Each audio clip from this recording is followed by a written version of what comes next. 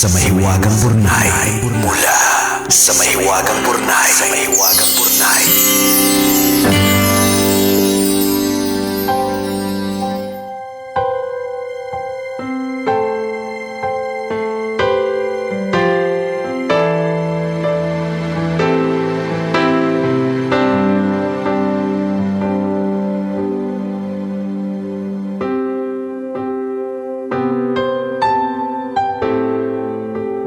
Kumikinang na tambalang Nicole Yala at Diego Bandido. Magandang araw po sa inyo. Ako po si Aleph, 25 years old at solong naninirahan sa ancestral home namin dito sa Novaliches. Wala na po kasi akong mga magulang at yung 3 kapatid ko sa abroad na naninirahan kasama ang mga pamilya nila. Naisipan ko pong sumulat sa inyo para ibahagi ang nakakatawang eksena sa buhay ko kamakailan lang. Ganito po kasi, dahil dito po ako ipinanganak sa lugar namin, kilala ko po ang lahat ng kapitbahay. Yung turingan namin parang pamilya. Alam namin ang mga ganap sa buhay ng bawat isa. Early this year, nag-migrate yung katabing bahay ko sa New Zealand kaya binenta na niya yung bahay niya. Sinubukan naman naming kaibiganin yung nakabili kaso hindi talaga namin napagkikita. Parang may sariling mundo. Laging nasa loob ng bahay. Kung lumabas man, nakakailang kausapin. Kasi laging nakakunot ang noo. Kung hindi mukhang masungit, mukhang may malalim na iniisip. Nagsimula akong kabahan nang mapansin ko na lagi siyang may mga delivery na malalaking drum. Yung bang tipong kasyang isang tao sa loob. Alam mo, kakapanood mo yan ng mga crime film. So, nakakaloka kasi pag hapon, may maririnig pa akong pukpukan. So, napaisip tuloy ako, papaano kung serial killer ang kapitbahay ko? Isang araw habang nagdidilig ako sa bakuran, tumawag ang ate ko. Simpleng kumustahan lang pero naiyak kami pareho. Nakakapraning kasi yung pagtaas ng mga presyo ng bilihin, pero yung sweldo ganun pa din. Nagpalitan kami ng takot and what ifs. At habang nag-uusap kami ni ate, hindi ko na malaya na nakatingin na pala sa akin yung weirdo kong kapitbahay. Dali-dali ako nagpaalam kay ate at sinabing tatawagan ko na lang siya ulit. Pagpasok na sana ako ng bahay nang tawagin ako ng kapitbahay. Out of curiosity, lumapit ako. Hindi daw niya maiwasang marinig ang usapan namin ni ate. At kung okay daw sa akin, pwede akong pumasok sa bahay niya at may mga ipapakita siya. Ayoko namang magmukhang rude kaya pumayag naman ako. Habang pumapasok ako sa gate, nag-flash yung buong buhay ko sa imagination ko. Ito na yon. Katapusan na ng paghihirap ko at ng buhay ko. Nagulat ako pagpasok ko ng bahay niya. Maaliwalas at maayos. Malinis at hindi amoy crime scene. Sabi niya kahit daw siya natatakot sa mga nangyayari. Pero sa halip na magpadala sa takot, pinipili daw niyang maghanda. Una niyang pinakita yung malalaking drums na pinangsasahod niya ng tubig ulan. May mga filter at takip. Malaki daw ang natitipid niya sa bill ng tubig dahil dito. Tapos dinala niya ako sa likod bahay. Dito may mga tanim siyang gulay tulad ng kamatis, talong at pechay. May mga herbs din gaya ng basil at oregano. Hindi lang yun.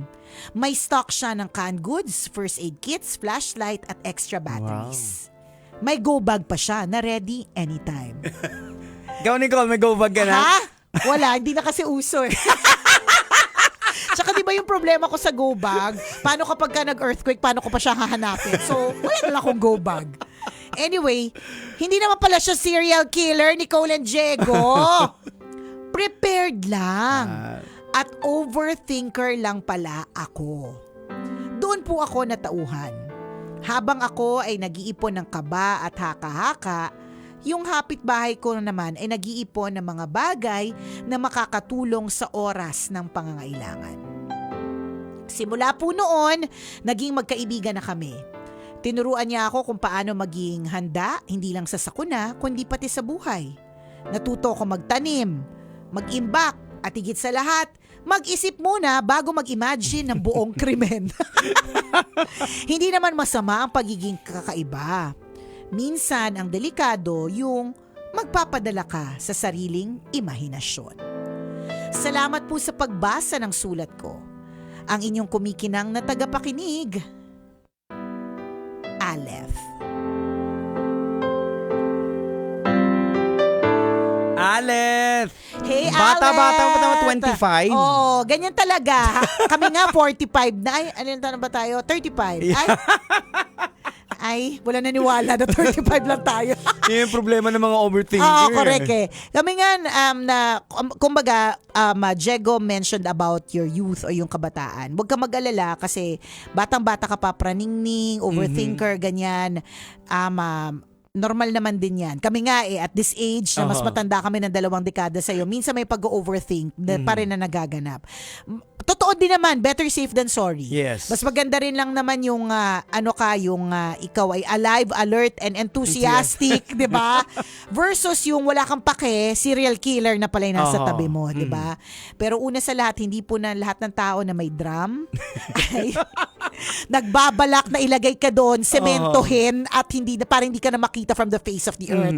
Hindi po lahat talaga ganon. And siguro talagang ang best na lesson that we could learn is we don't judge people according to what we see. Correct. Kasi yung nakikita po natin maaaring panandalian lang, maaaring isang aspeto lang talaga ng kanilang buhay. Katulad ng kwento mo, Alep, na ang drum pala na ino-order ay filter. Correct. Yung pagpupukpok pala na nagaganap ay pagtatanim. Diba? Ito nga sinasabi ko sa misis ko, sa asawa ko, tapos sa ilan sa mga kasama namin sa church na yung mga nakikita natin, huwag tayong magbibigay ng ating conclusion kasi laging may context yan. Alamin mo muna yung context, bakit ganito yung ugali niya. Correct. Tingnan mo yung backstory, ay kawawa pala siya, kaya ganito yung ugali niya. Correct. Kaya pala siya ganyan na mainipin siya. Kaya pala siya ganyan na maiksi ang pasensya. Or kaya pala laging mainit ang ulo niya. Ganon. At lagi nating tatandaan, ang nakikita lang din po natin is one part of that person. Yes. So parang si Alet, ang nakikita lang natin, yung ang nakita mo lang is yung masungit. Tapos may mga drum. Ikaw ba naman ang dami mong tanimin kahit wala namang sakuna, 'di ba? Hindi ka ba magsungit, 'di ba? Diba, yung bang ikaw ba naman sa gitna ng krisis na ito, hindi ka ba magkunot ng noo? Totoo naman nakakakunot ng noo. Correct. And sadyang may mga tao talagang ang mukha nila, ang itsura ng mukha nila, sadyang yun na talaga yun. Todo na yun. Todo na yun. Parang, ito na, yan na yun. Yan na yung smile nila. Correct. Ganon, di ba? Yan na yun, smile mo. Yan na yun eh. At hindi natin sila masisisi. Sagad na. Correct. Laging merong backstory. Yes, oo. Ganon. So, yung context ko minsan, halimbawa, ngayon, naiinis ka sa tao na yan. Pero pag nakita mo yung context, yung backstory, yung galit bilang naawa ka, ay, Yan. kaya pala. Kaya pala siya ganun. O kaya, kaya pala siya ganyan mag-operate sa life, o ganyan siya makipag-usap sa kapwa, or kaya siya maawain, let's say, 'di ba? Is because meron backstory. Yan. Ganyan. Diba? So, importante alamin natin yung backstory. Correct! Alamin natin yung context kung bakit ganyan yung pag-uugali ng isang tao. Tsaka alam mo, Kabisyo, it's all about self-discovery. Hindi natin pwedeng i-judge ang isang tao base lang sa pagkakilala natin sa kanya. Kasi siya din mismo, dinidiscover niya din yung sarili niya. Diba? So, hindi para sabihin natin, ganito siya kasi ganito. Pero at least kapag medyo naintindihan natin yung konteksto kung bakit siya masungit, nagkakaroon tayo ng understanding of that person. Saka ang pag-discover sa sarili, wala po sa edad yan, ha? Wala. Merong mga late na talaga nila na-discover yung sarili nila. Meron namang early. Oo. Bata pa lang sila, meron na silang self-discovery. Parang yung anak ko po is is coming up with her first ever book. Wow. Oo. Nagkasundo na kayo sa cover? Nagkasundo na kami. Oo. Kasi Walang AI. Walang AI. Ayaw niya ng AI. So the title of the book is My Ink-Stained Heart. Wow. So kanina sabi mo na may mga tao na late na nila na-discover who they are. May mga taong as early as 12, katulad ng anak ko, na na-discover niya that she can actually write. 'Di ba? She's 12 turning 13. So may mga tao talagang ganun. At medyo early in her life, medyo iniisip niya na isa sa mga pwede niyang puntahan sa life, bukod sa pagiging isang author or writer, is probably a therapist. Gusto niyang she likes to listen to people.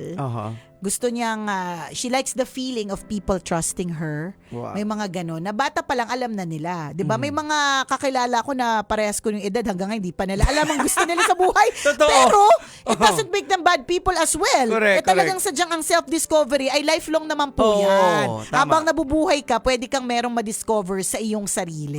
Tama. O, 'di ba? So, wag po tayong quick na mag-judge ng ibang tao kasi hindi po natin alam kung ano ang tunay na kwento. Ulitin natin, hindi porke ang kapitbahay ay mahilig maghasa ng kutsilyo.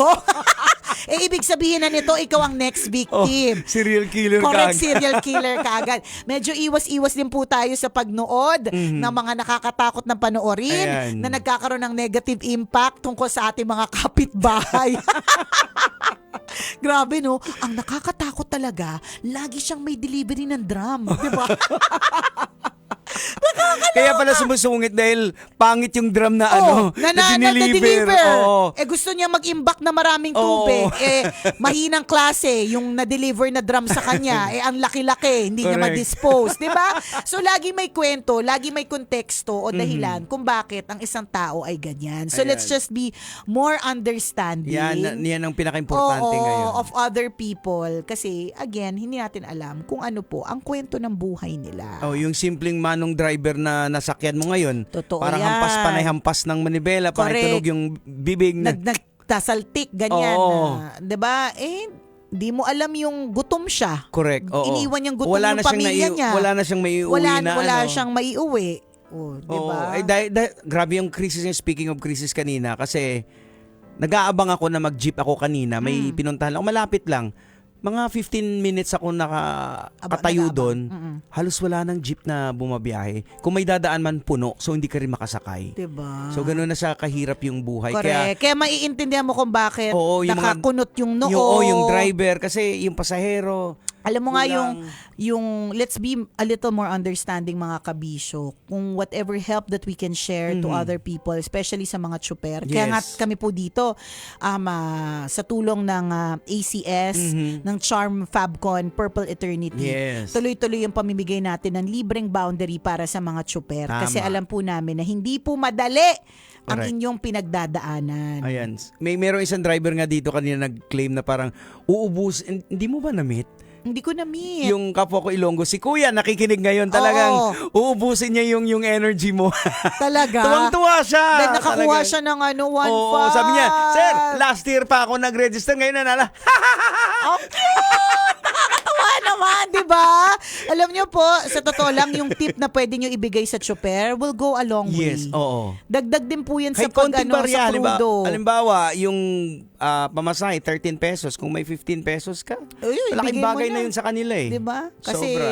kanya-kanya, bayanihan. Mhm. Bayanihan na ang mahalaga mga kabisyo. Oo, so para at Kailangan least na yan. ma-encourage pa rin yung mga driver na pumasada bumiyahe pa pa rin. rin. Kasi yung mga Correct. pasahero tinutulungan na kahit konting barya. Kasi pag wala na talaga, hindi na sila babiyahe. Tayo din ang tatamaan, yung mga Correct. commuters din. So Tayo tulungan din. tayo. Tayo din ang kawawa, Oo. 'di ba? So basta tulungan, nasa panahon po tayo ng krisis, wag na mag-judge Oho. ng ibang tao as much as we could. Just continue to help. Kagaya nitong kay Aleth, 'di ba? Oo. Nung narinig ng kapitbahay niya na namumblema sila Oo. sa krisis. So nag-share siya ng mga tips niya Correct. para diba? ito At yung yan gawin. din yung gawin natin mga kabisyo ha. Kung may mga tips po kayo para makatipid at nakakatulong ito kunyari sa inyong pamilya, Yan. i-share nyo po, wag nyo pong i-gatekeep. Correct. Oo. Kasi for all you know, yung extra na Oo. masasave nila will actually save their lives. Ayan, buti na lang hindi tawag dito, Ano? binigyan ng dinuguan si Alet pagpasok dun sa bahay. Oo, kundi. Sinong kapitbayang niluto?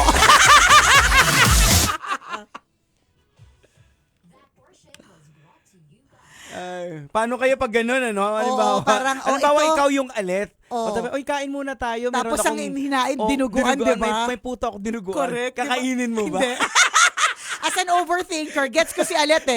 As an overthinker, maiisip ko talaga sinong kapitbahay yung niluto niya para magkaroon ng dinuguan. At kapag kakinain ko ba tong dinuguan na ito, magiging vampire na din ba ako? Na-imagine ko kung si Nicole yun, parang pagpasok niya pala sa bahay, yung mata Oo, niya. tumitingin-tingin na ako.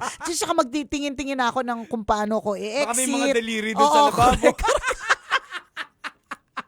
As an overthinker, nangyayari talaga yan. Tapos ang hinain pa sa'yo yung buntot ng baboy kasi parang daliri. Correct, yun. correct.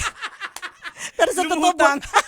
o di naman kaya ang hinain sa akin, Bopis. Oh. Bopis naman talaga siya, pero ang naisip ko talaga, tinadtad na laman. Tinadtad na laman ng kapitbahay. Nakakaloka. Ay nako, oy, shout out nga pala. Wala ka dito nung Friday, Jegs. I-shout out lang natin si Pau Canlas, Pau. ang tambalanisa natin from Australia. Oh. Meron siyang pasalubong. May alay siya. Wow. Nasa office, bigay ko sa'yo later. Ayan. Ay, Hi, Pau. Thank you for dropping by. At kay Mommy na sinama niya. At si Ian, yung kanyang batchmate sa Student Council in UST na nag-visit sa atin. Wow. So, shout out po sa inyo. Shout out. Sabi ko nga pagka mas may time tayo kung magdi-dinner tayo, Uh-huh. ganyan, next time. Correct, no? correct, So, correct. nandito lang po kami as a kalad Karen. Alam niyo Yan. Alam nyo na, ganon. Ayan. So, shout out po sa inyo. Yan.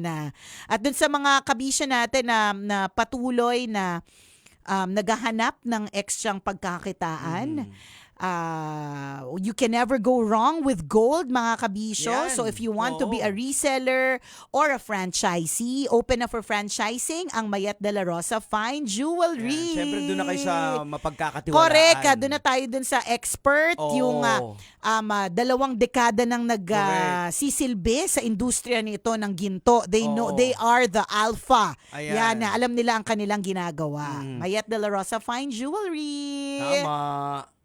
Ayan. Sabi ni Arabi, wag na pala ako mag-alay sa inyo, bigay ko na lang sa iba. Bakit? Oo. Ba't ka naman hindi Hindi, magbibigay ng baka alay? dinuguan yung gusto niyang ibigay. Ay, oo nga, baka nagtampo. Dinuguan ba? Nakakaloka. Kumakain kaya kami ng dinuguan. Favorite ko kaya yun, tsaka bopis. Ayan. Pero gusto ko si dinuguan, Jegs. Ayoko ng laman loob. Gusto Yung ko ano, pa rin, meat, karne. Yung may taba-taba na Oo. konti. Hala, Yan po. nakakagutom. Chocolates daw from Australia, sabi ni Arabi. Wow. Bakit ayaw mo ibigay? Ba't ayaw mo? Paborito pa naman ni Nicole, hindi nawawalan ng chocolate yan sa ref. Oo, correct. Minsan nga nagreklamo na yung team ko dito. Bakit puro matamis yung nasa ref mo? Sabi ko, hayaan mo na, mahilig kasi ako sa matamis. Oo. Oh, 'di ba? Bakit ayaw mo ibigay sa amin? Pakumpara naman sa amin. Doon sa mga needed na lang. Hala, needed. Hello, baka pumayat kami. Correct. We needed to. Alam nyo ba, nakikita nyo ba yung pinagagawa namin? Nagsisigawan, nagtatawanan. Pagkatapos hinang-hina Oo, kami. patang-pata. And the only Kinakailangan namin way, ng chocolate. correct, di ba? Para sa enerhiya, ganon. Shout out mo daw siya, Sino? Si Alexander, nag-swimming Alexander, siya. shout out. Ayan. Oo. Buti hindi ka diabetes. Hindi ako diabetes. Diabetic siguro. Charot. Diba? Hindi naman po. Tsaka ano yan? Ano tawag dyan? Minomonitor natin yan. Ayan. Ito naman si Arabi. Sinabi lang namin na may dumalo na taga-Australia. Ay, mo na ibigay yung chocolate mo mula sa Australia? Grabe ka naman. Oh, thank you. Tsaka sure ka ba chocolate yung binigay sa amin? Oo. Oh. Pero favorite ko yung isa sa mga binigay sa atin, yung Tim Tams. Wow. Yan. Ay, ewan ko kung meron sa Bagins. Ayan. Laban, Pilipinas! Oy, nga pala sa sa 18. Uy. Imbitahan natin sila. April 18. Oo. Importantatious na Shoutout po kay LG Belches and Belches and SG Dehande from Bayview Garden Homes 1. Shoutout po. Oh, ayan, shoutout ko pala, ipa-follow up natin na sana makapamigay tayo ng mga alcohol doon. Kaya nga eh. Kausapin ko mamaya yung Guardian Alcohol. Guardian Alcohol, Ayan. baka naman. Shoutout ko rin ng Crabs and Crack. Ay, Ayan, shoutout po Kita sa inyo. ko nga sa pinost mo, parang ang sarap na sarap. Ang sarap na sarap, diba? Nakakagutom tuloy. Ano ba yan? Ang dami natin kinakain. Dinidescribe na kakainin. Calexto Online Shop, nakatutok sa atin. Ayan, Thank thank you. Salamat so much. Thank you po sa inyo. O siya, kami po i-exit na. Watching from UK si Catherine. Hi, Thanks, Kat. guys. Bye! Bye, everyone. Ingat po kayo. Bye-bye.